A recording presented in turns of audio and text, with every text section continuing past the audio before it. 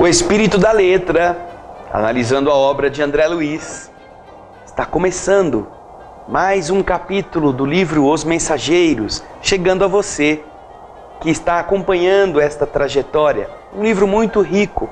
Estamos aprendendo a responsabilidade de estarmos na Terra com tarefas específicas. Até agora, nos capítulos anteriores, nós vimos a exortação dos espíritos amigos e também participamos daquele confessionário, vamos dizer assim, não é? Um confessionário de sofredores por causa da dor, da culpa, do remorso, de não terem se conduzido como poderiam ter se conduzido no exercício da sensibilidade mediúnica. O capítulo de hoje é o capítulo 11º. Aquele que vai falar não de médiuns, porque até agora nós vimos os médiuns que faliram, os médiuns que erraram. Nós vamos hoje tratar daqueles que conversam com os espíritos. Trata-se do depoimento de um esclarecedor, também chamado de doutrinador, que tinha responsabilidades para a casa espírita onde ele trabalhava, de trazer as informações, de organizar os processos do intercâmbio mediúnico. Ele não era médium, não recebia espíritos, mas estava ali para cuidar deste processo. Trata-se do capítulo 11, como eu disse, Belarmino, o doutrinador. Vamos então acompanhando o texto, vendo que o André Luiz já nos explica. As lições, diz ele, eram eminentemente proveitosas. Elas me traziam novos conhecimentos e, principalmente com elas, eu admirava cada vez mais a bondade de Deus, que nos permitia a todos a restauração do aprendizado para serviços do futuro. E é verdade, olha só que interessante. Todos os que faliram na mediunidade estavam ali na escolinha de novo, iam ser trabalhados, iam carregar-se de novos recursos para voltar e acertar. É claro que vinham marcados pelos equívocos, mas a bondade divina, depois que identifica no filho que errou o arrependimento, a vontade de recomeçar, mantém o aluno na escola, para que ele se torne um bom aluno um dia. Muitos de nós havíamos atravessado zonas purgatoriais de sombra e tormento íntimo, uns mais, outros menos. Bastara, contudo, o reconhecimento da nossa pequenez, a compreensão do nosso imenso débito, e ali estávamos todos, reunidos em nosso lar, reanimando energias desfalecidas e reconstituindo programas de trabalho. Eu via em todos os companheiros presentes o reflorescimento da esperança. Ninguém se sentia ao desamparo. Observando que numerosos médiuns prosseguiam em valiosa troca de ideias com relação ao quadro das suas realizações, e ouvindo tantas observações sobre doutrinadores, perguntei ao Vicente em tom discreto: Vicente, vem cá um pouquinho.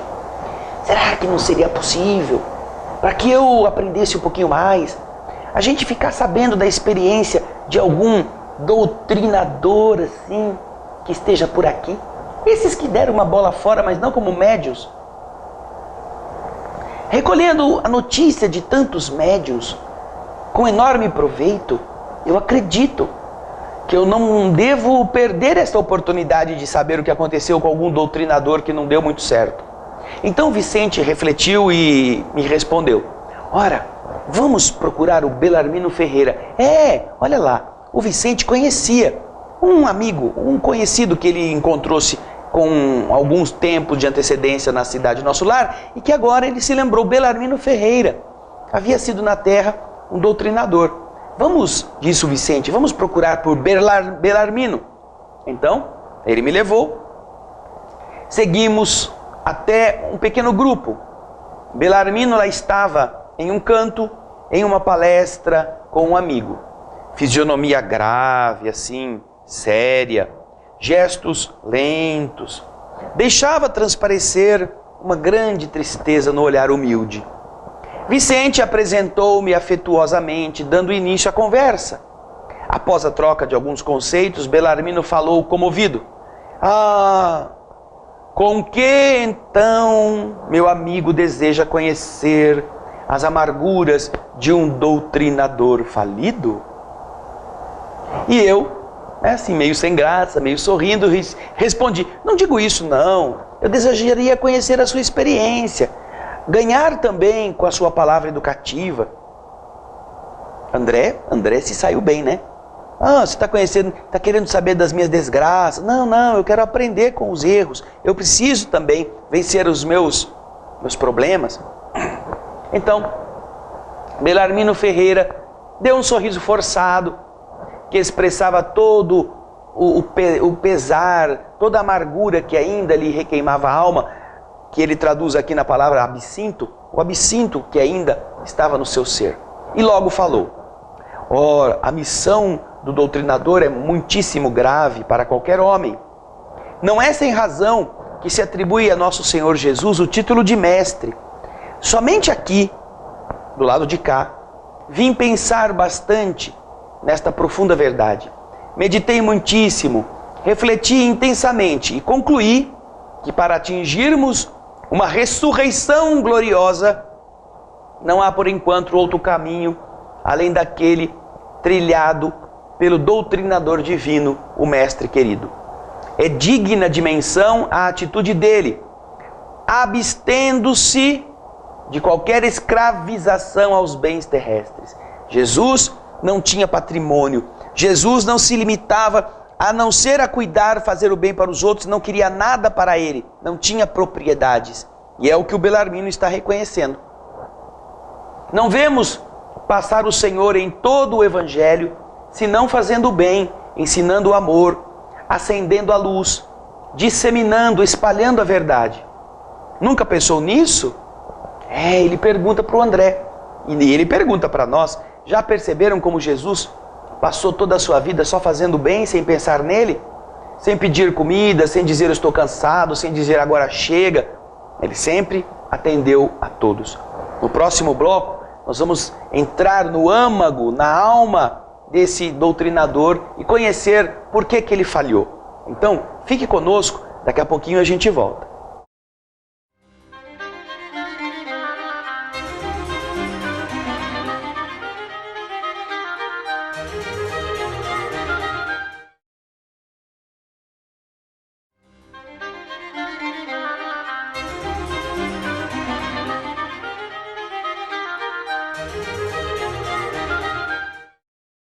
Olá, queridas irmãs, voltamos com o estudo do livro Os Mensageiros, tratando do capítulo 11, Belarmino, o doutrinador.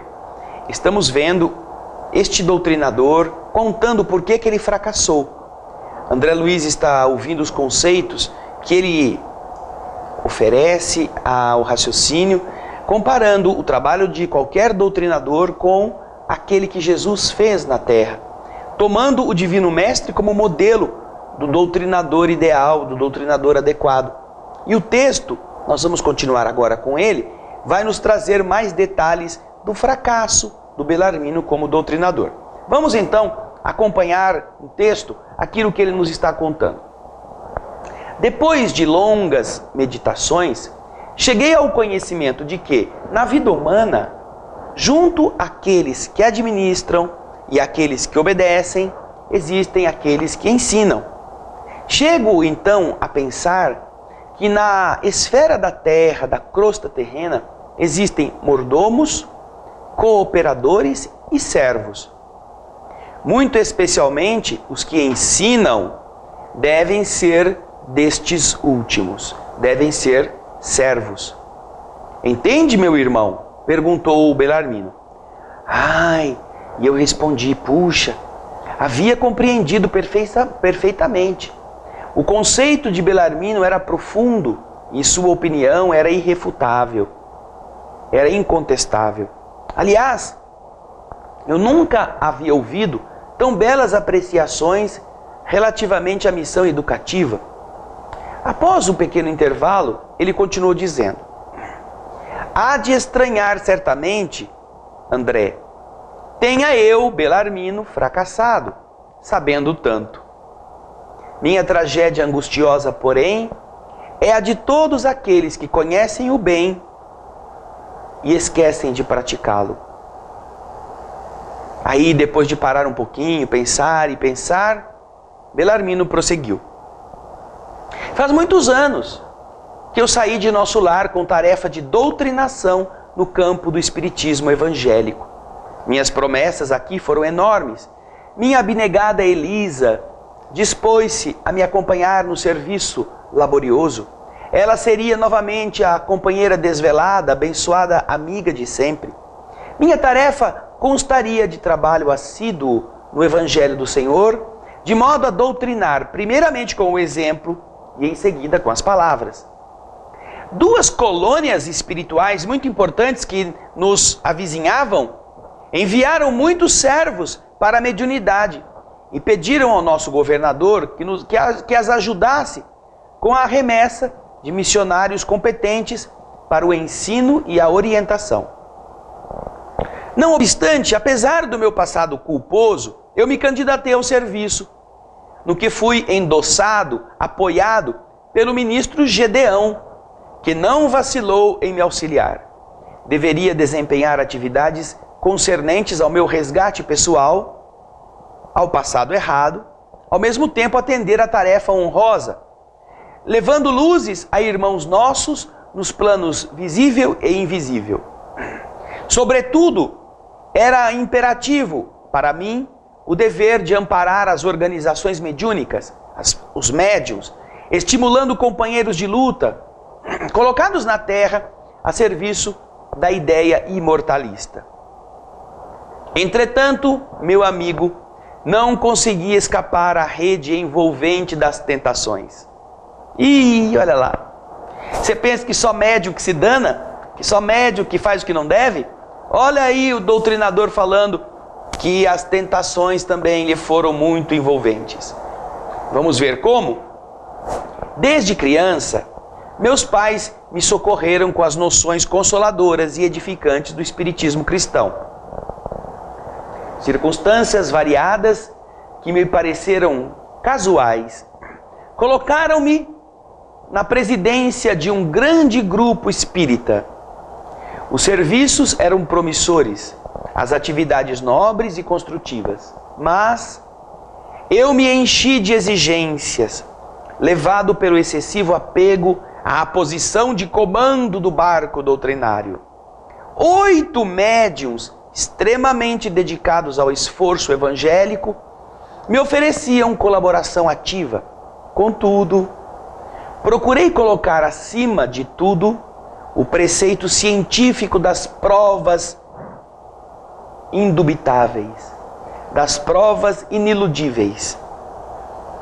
Fechei os olhos à lei do merecimento individual, esqueci os imperativos do esforço próprio e então, envaidecido com os meus conhecimentos do assunto, comecei a trazer amigos que tinham mentalidade inferior para que frequentassem a nossa casa, tão somente por causa da falsa posição que eles tinham na cultura filosófica, nos âmbitos científicos do mundo.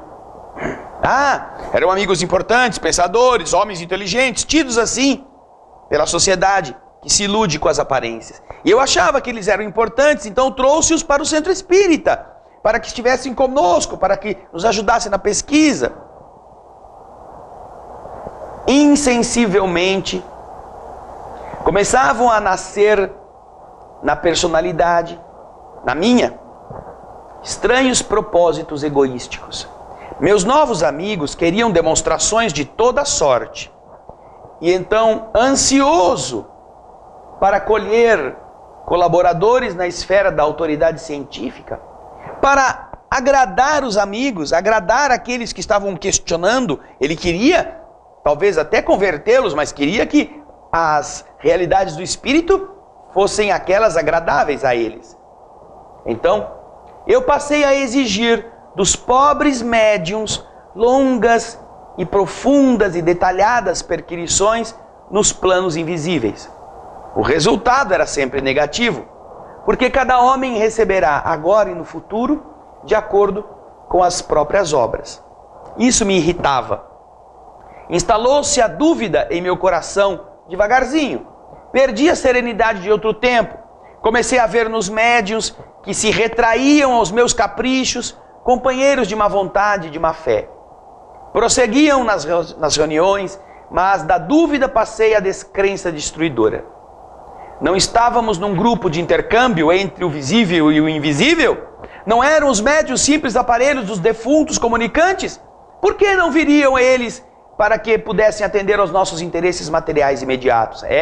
Não é? Por que os espíritos não eram nossos escravos, respondendo o que a gente perguntava?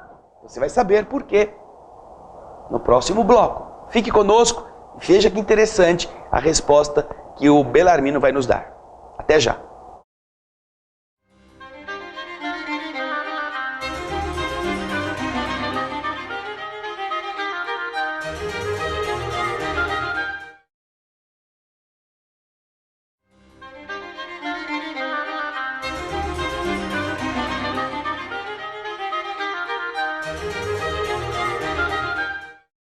Estamos voltando com o estudo do livro Os Mensageiros, de André Luiz e Chico Xavier. Hoje o capítulo 11º, Belarmino, o doutrinador. Ele também fez o que não devia, está explicando. Tornou-se muito exigente, queria provas, queria agradar os amigos importantes, filósofos, científicos, com as provas que eles também queriam. E então ele começa a questionar, começa a perder o equilíbrio. E começa a partir da descrença para a total falta de confiança na espiritualidade. E ele mesmo questiona, como estávamos vendo no texto, agora na parte final. Não seria melhor estabelecer um processo mecânico e rápido para as comunicações? Por que a negação do mundo invisível aos meus desejos de demonstrar positivamente o valor da nova doutrina? Elisa me chamava em vão para a esfera religiosa e edificante. Dizia, larga isso, marido, isso não vai te levar a nada. Essas perguntas todas que não param, vamos voltar para o Evangelho, vamos viver o Evangelho, vamos lá. E ele não queria saber. Por quê? Porque somente o Evangelho poderia dar a ele o alívio a esse espírito atormentado. O Evangelho, para ele, entretanto, que é um livro divino, deveria tirar das pessoas, não é, a cegueira da vaidade, da ignorância. Mas enquanto a gente continua cego na vaidade, na ignorância, o Evangelho não expõe os seus tesouros sagrados. Por isso mesmo, eu que não conseguia aprofundar-me no Evangelho, com a cabeça cheia de ideias, taxava-o, considerava-o uma velharia. E então, de desastre em desastre, antes que me firmasse na missão de ensinar, os amigos brilhantes do campo dos pensamentos inferiores da terra arrastaram-me ao negativismo completo. Do nosso agrupamento cristão, onde eu poderia edificar construções eternas, transferi-me para o movimento não da política que eleva, mas da politicalha inferior, que impede o progresso comum e estabelece a confusão nos espíritos encarnados. Aí eu estacionei muito tempo, desviado dos meus objetivos fundamentais, porque a escravidão ao dinheiro me transformara os sentimentos. Você viu como os interesses inferiores acabam se metendo no caminho de quem está preparado para acertar e por isso fazem com que a pessoa fracasse. É o caso do Belarmino, ele está acabando de dizer isto. Vamos acompanhar o texto. E foi assim, até que eu acabei os meus dias em uma bela situação financeira no mundo. E o quê? Um corpo crivado de enfermidades, com um palácio confortável de pedra e um deserto no coração. A revivescência da minha inferioridade antiga religou-me a companheiros menos dignos no plano dos encarnados e desencarnados, e o resto o meu amigo pode avaliar. Tormentos, remorsos, expiações. E ao concluir, diz André, ele ainda afirmou: mas como não ser assim? Como aprender sem a escola? Sem retomar o bem e corrigir o mal? Disse eu abraçando. É verdade, Belarmino, você tem razão. Tenho a certeza de que não vim tão só ao centro de mensageiros, mas também ao centro de grandes lições. André Luiz, então, ao terminar este capítulo, nos informa que o centro de mensageiros era um repositório, um depósito de grandes ensinamentos, grandes lições.